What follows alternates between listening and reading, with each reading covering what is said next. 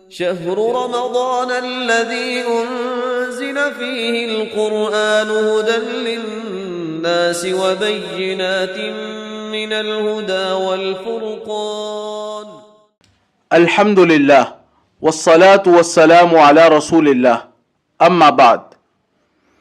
رمضان المبارک کے فوائد اٹھانے کے 30 سنہری اصولوں میں سے 19واں اصول ہے کتاب الہی کو مضبوطی سے تھام لو۔ معزز سامعین، قرآن کریم اللہ سبحانہ و تعالی کا کلام ہے اور کتاب ہدایت ہے۔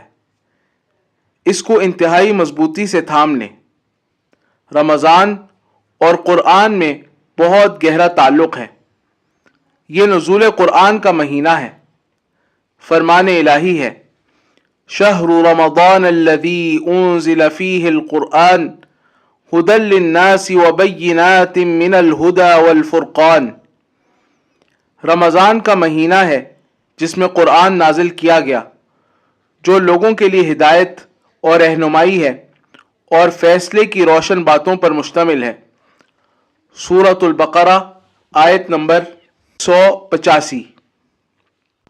معزز سامعین، یہی وجہ ہے کہ نبی کریم صلی اللہ علیہ وسلم کے بارے میں آتا ہے کہ آپ علیہ السلام رمضان المبارک کی ہر رات میں جبریل امین علیہ السلام کے ساتھ قرآن کریم کا دور کیا کرتے تھے۔ صحیح بخاری حدیث نمبر 3220۔ معزز سامعین، رمضان کی راتوں میں تراویح بھی اسی لیے مشروع کی گئی ہے کہ قرآن کریم سے تعلق قائم ہو۔ نبی کریم صلی اللہ علیہ وسلم کا فرمان ہے، من قام رمضان ایمانا واحتسابا غفر له ما تقدم من ذنبه۔ جو کوئی رمضان میں راتوں کو ایمان کے ساتھ اور ثواب کے لیے عبادت کرے، قیام کرے، اس کے پچھلے گناہ بخش دیے جاتے ہیں۔ محترم سامعین، جب آپ قرآن سنیں تو اس بات کا استحضار کریں کہ یہ کس ذات کا کلام ہے، اس کی عظمت کیا ہے۔ یہ رب العالمین کا کلام ہے جو ذات تمام جہانوں کی بادشاہ ہے، تو یقیناً اس کا کلام بھی تمام تر کلاموں کا سردار ہوگا۔ یہ کلام ہمارے پاس اللہ تعالیٰ کی امانت ہے۔ اس کی تاثیر کا یہ عالم ہے کہ اگر پہاڑوں پر نازل کیا جاتا تو پہاڑ ریزہ ریزہ ہو جاتے۔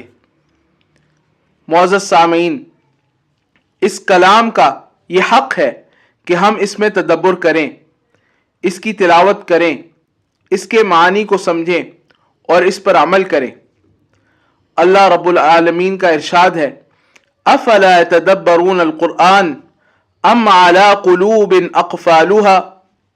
تو کیا وہ قرآن میں غور و فکر نہیں کرتے؟